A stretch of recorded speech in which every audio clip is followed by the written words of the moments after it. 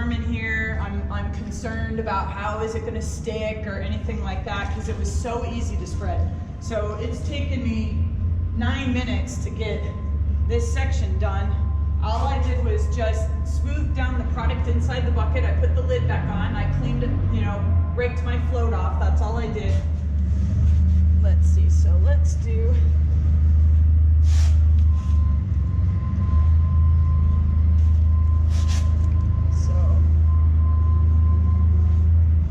for a short period of time, it seems like to me that it's not really pulling up out of the grout joint, which is, that's good. You don't want it, you want your grout joint to stay really full.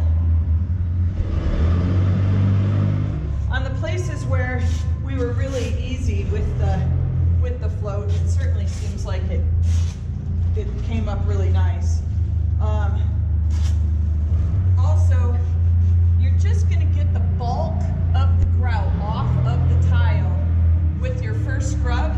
Don't worry about this haze, a real light haze. That's okay, we'll get that in the second and the third wash, or the rinse. It's this stuff. We do not want to leave that on the tile. So, all right, we'll come back after we get this all cleaned up and see what she looks like.